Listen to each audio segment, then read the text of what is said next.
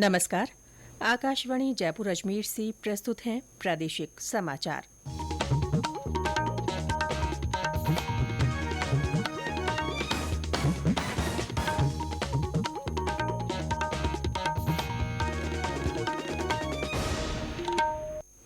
मुख्य समाचार। वित्त मंत्री निर्मला सीतारमण आज वर्ष 2024 का अंतरिम बजट पेश करेंगी। मुख्यमंत्री भजनलाल शर्मा आज जयपुर में इंडिया स्टोन मार्ट के 12वें संस्करण का करेंगे उद्घाटन। जयपुर से अयोध्या के लिए आज से हवाई सेवा शुरू और प्रदेश में विभिन्न स्थानों पर हल्की से मध्यम बारिश।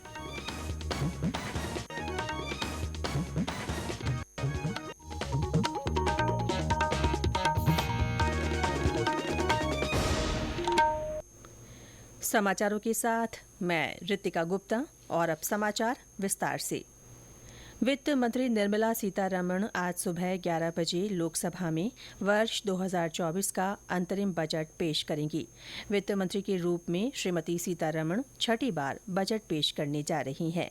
ये मौजूदा लोकसभा का आखिरी बजट है। पिछले 3 पूर्ण केंद्रीय बजट की तरह इस साल का बजट भी पेपर रहित होगा। इस वर्ष आम चुनाव होने के बाद नई सरकार पूर्ण केंद्रीय बजट पेश करेगी। अंतरिम बजट से भी विभिन्न क्षेत्रों के लोगों को काफी अपेक्षाएं हैं।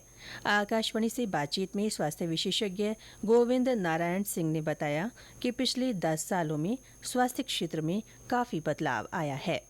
हेल्थ सेक्टर में पिछले 1 दशक बहुत बड़ा क्रांतिकारी बदलाव हुआ है, खासकर हेल्थ एजुकेशन को लेकर, जिसमें बहुत सारे लगभग मेडिकल के आप सीटें तिगुनी तक हो चुकी हैं पीजी में। तो निश्चित तौर पर हमारी उम्मीद होगी कि ये रफ्तार और बढ़ता रहे। विश्व की सबसे बड़ी हेल्थ इंश्योरेंस स्कीम होगी जो आयुष्मान भारत की थी। तो उतना कारगर योजना मेरे ख्याल से सरकार का, उतना अच्छा आईटी का एनेबल्ड, मेरे ख्याल से किसानों को भी इसमें शामिल कर लेना चाहिए। जितने लाभार्थी किसान जो निधि योजना के हैं उनको भी आयुष्मान भारत का लाभ मिलना चाहिए।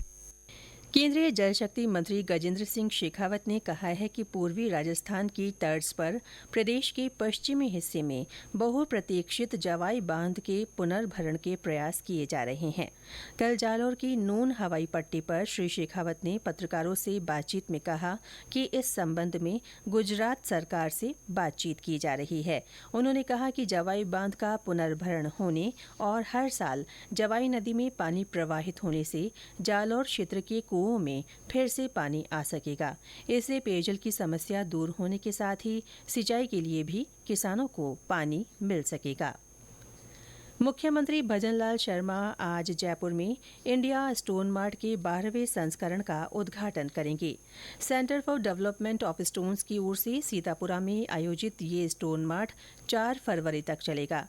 यह आयोजन पत्थर उद्योग से संबंधित घरेलू और विदेशी उत्पादकों, निर्यातकों, आयातकों, उपभोक्ताओं और खरीदारों, विशेषज्ञों, प्रौद्योगिकी प्रदाताओं, वास्तुकारों, बिल्डर्स, डेवलपर्स और कॉरपोरेट्स को एक ही छत के नीचे लाएगा। उद्योग और वाणिज्य मंत्री कर्नल राज्यवर्धन राठौड़ ने कहा है कि इंडिया स्टोन मार्ट प्रदेश के पत्थर उद्योग को विश्व पटल पर नई पहचान दिलाने में कामयाब साबित होगा। उन्होंने कहा कि इस तरह के आयोजनों से प्रदेश की अर्थव्यवस्था मजबूत होगी और युवाओं के लिए रोजगार के नए अवसरों की राह खुलेगी। माल और सेवा कर जीएसटी में बढ़ोतरी का सिलसिला जारी है। इस साल जनवरी 2024 में जीएसटी संग्रह 1,72,129 करोड़ रुपए हो गया है, जो पिछले वर्ष की तुलना में 10.4% ज्यादा है। वित्त मंत्रालय ने कहा कि ये अब तक का दूसरा सबसे बड़ा मासिक संग्रह है। भारतीय रिजर्व बैंक ने पेटीएम पेमेंट्स बैंक लिमिटेड को तत्काल प्रभाव से नए ग्राहकों को जोड़ना बंद करने के निर्देश दिए हैं और 29 फरवरी के बाद जमा स्वीकार करने पर रोक लगा दी है। आरबीआई ने एक प्रेस विज्ञप्ति जारी कर कहा कि नियमों की लगातार अनुपालना न करने और सामग्री पर्यवेक्षण से जुड़ी चिंताओं के कारण पेटीएम के खिलाफ कार्रवाई की जा रही है। ये समाचार आकाशवाणी जयपुर अजमेर से प्रसारित किए जा रहे हैं। जयपुर से अयोध्या के लिए आज से हवाई सेवा शुरू हो रही है। ये सेवा सप्ताह में 4 दिन उपलब्ध रहेगी। विमान जयपुर से सुबह 7:30 बजे रवाना होकर सुबह 9:15 बजे अयोध्या पहुंचेगा। गौरतलब है कि मुख्यमंत्री भजनलाल शर्मा ने अयोध्या में रामलला प्राण प्रतिष्ठा समारोह से एक दिन पहले जयपुर से अयोध्या के लिए हवाई सेवा शुरू करने की घोषणा की थी। सवाई माधोपुर में पीएम श्री योजना के तहत पीएम श्री केंद्रीय विद्यालय में कल युवा संसद का आयोजन किया गया।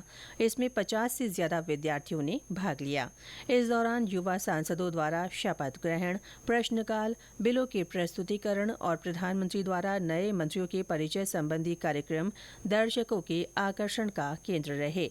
युवा संसद आयोजन में श्रेष्ठ प्रदर्शन करने वाले 8 प्रतिभागियों को सम्मानित भी किया गया। 67वीं राष्ट्रीय विद्यालय खेल योगासन प्रतियोगिता आज से जयपुर में शुरू हो रही है।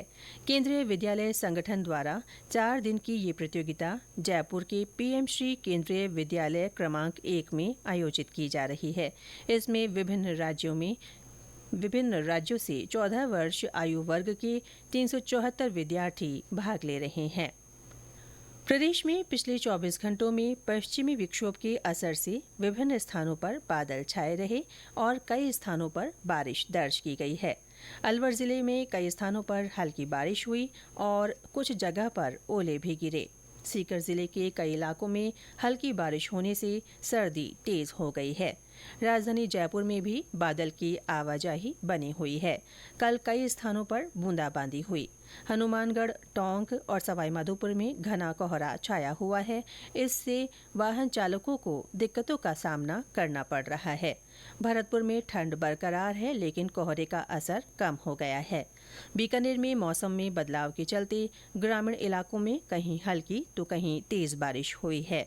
हमारे संवाददाता ने बताया कि काकड़वाला और आसपास के गांवों में अच्छी बारिश दर्ज की गई है।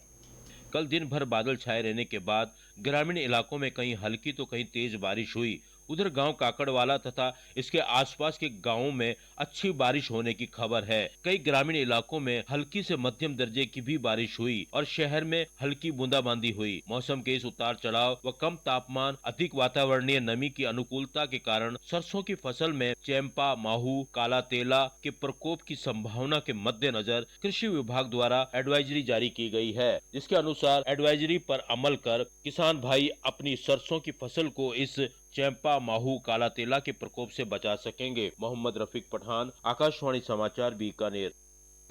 बाड़मेर जिला मजिस्ट्रेट और जिला कलेक्टर अरुण कुमार पुरोहित ने दंड प्रक्रिया संहिता 1973 की धारा 144 के तहत जिले से लगती भारत पाकिस्तान अंतर्राष्ट्रीय सीमा पर रात में आवागमन पर प्रतिबंध लगा दिया है।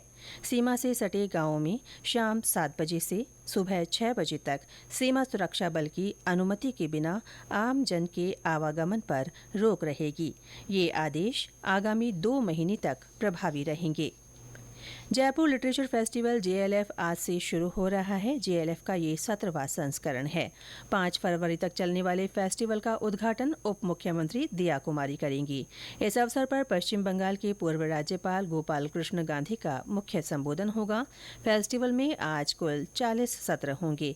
इस बार 500 लेखक, वक्ता और कलाकार जेएलएफ में शामिल हो रहे हैं। जयपुर में दिव्यांगों को डिजिटल दिव्यांगता प्रमाण पत्र और यूडीआईडी कार्ड जारी करने के लिए आज से शिविर लगाए जा रहे हैं। ये शिविर 26 फरवरी तक चलेंगे। सामाजिक न्याय और अधिकारिता विभाग के संयुक्त निदेशक ने बताया कि तय स्थानों पर सुबह 10 बजे से शाम 5 बजे तक शिविर लगाए जाएंगे। उन्होंने सभी पात्र दिव्यांगों से शिविर में ऑनलाइन चिकित्सा प्रमाण पत्र और यूडीआईडी कार्ड बनवाकर लोक कल्याणकारी योजनाओं का लाभ उठाने की अपील की है। और अंत में मुख्य समाचार एक बार फिर। वित्त मंत्री निर्मला सीतारमण आज वर्ष 2024 का अंतरिम बजट पेश करेंगी। मुख्यमंत्री भजनलाल शर्मा आज जयपुर में इंडिया स्टोन मार्ट के 12वें संस्करण का उद्घाटन करेंगे। जयपुर से अयोध्या के लिए आज से हवाई सेवा शुरू हो रही है और प्रदेश में विभिन्न स्थानों पर हल्की से मध्यम बारिश दर्ज की गई है। इसके साथ ही प्रादेशिक समाचार बुलेटिन समाप्त हुआ। नमस्कार।